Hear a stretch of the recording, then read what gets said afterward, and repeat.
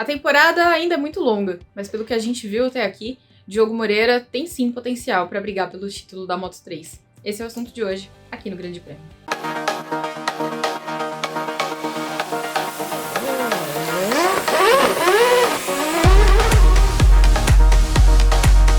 Foram só 2 corridas, mas pelo que a gente viu até agora, Diogo Moreira é sim um candidato ao título da Moto3. E nem sou eu que estou dizendo, tá? Lá na primeira etapa, em Portimão, quando os pilotos da MotoGP foram questionados ali sobre os palpites deles, né, para a temporada MotoGP, Moto2, Moto3 e Moto E, o Diogo foi um dos mais citados e foi citado por gente grande no campeonato. Pecco Bagnaia, Enea Bastianini, Alexis Espargaró, todos eles votaram no piloto brasileiro como um potencial campeão dessa temporada 2023. O Diogo tá no segundo ano dele no campeonato, também com uma equipe nova, né? Porque a MSI também tá no segundo ano dela no campeonato, mas ele foi o novato do ano em 2022 e teve uma boa progressão para essa temporada. A gente vê hoje um Diogo que sabe manter um alto nível, manter a competitividade, se manter constante durante toda a corrida, que foi uma coisa que faltou um pouquinho no ano passado. Muitas vezes a gente viu um Diogo muito rápido, um Diogo que na primeira parte da corrida especialmente era muito competitivo, mas que perdia um pouquinho no final. E ele resolveu isso para 2022, pelo que a gente viu até agora, né? É um campeonato ainda muito recente, as coisas começaram agora, ainda tem um longo caminho pela frente, mas o que ele já mostrou em 2023 foi um enorme salto. O Diogo mais consistente, um Diogo mais rápido, um Diogo que sabe lidar melhor com as circunstâncias da corrida.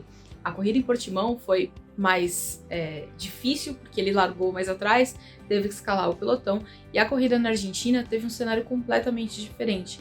Por quê?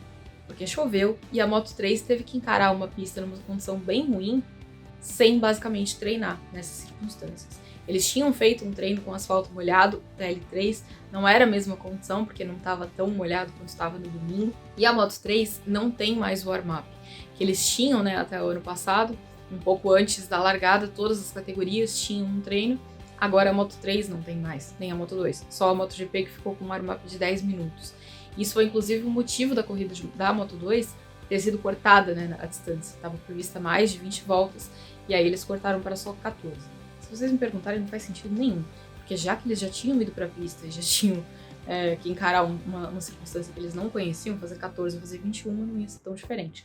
Mas foi a opção do Mundial, foi por isso que a corrida foi reduzida, porque diferente da Moto3, eles não tinham tido nenhum treino declarado em pista molhada. Na Moto3, o terceiro treino foi nessas circunstâncias.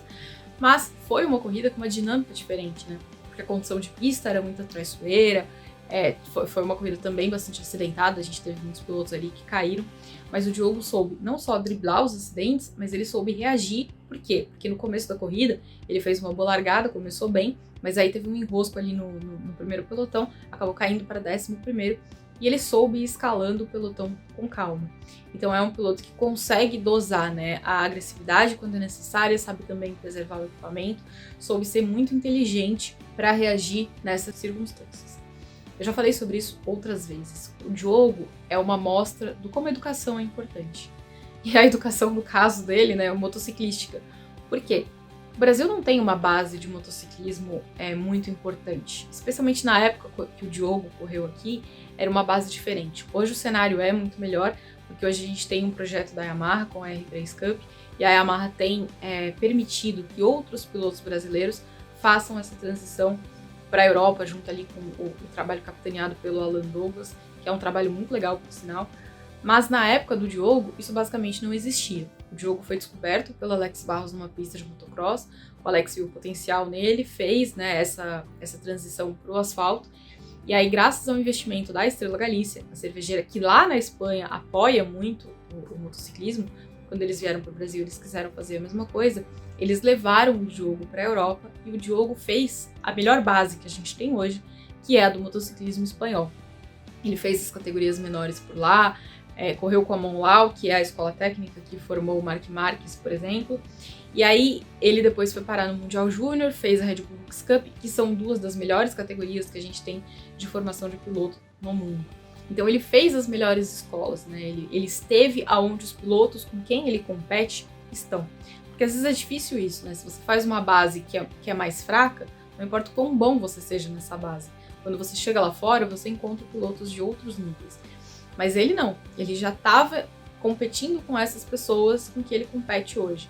Então ele passou por esse processo de educação e tá dando muito certo. A gente vê um Diogo competitivo, a gente vê um Diogo que desde o ano passado já foi se destacando, né? A gente viu o Diogo sempre aparecendo na transmissão, a gente via os jornalistas gringos falando, porque a gente brasileiro é mais fácil que a gente observe o piloto brasileiro.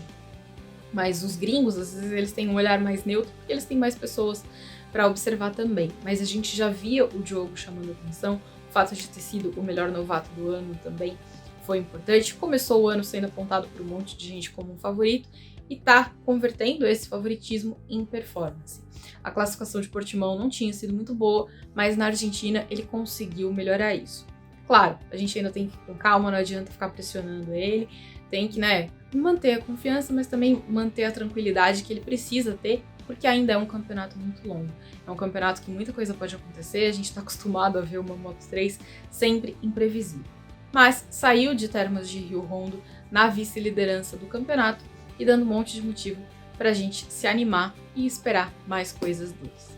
Me conta aí, o que vocês acham? Vocês acham que ele consegue reverter esse favoritismo que encaixaram nele em título? Veremos. A gente se vê na próxima semana.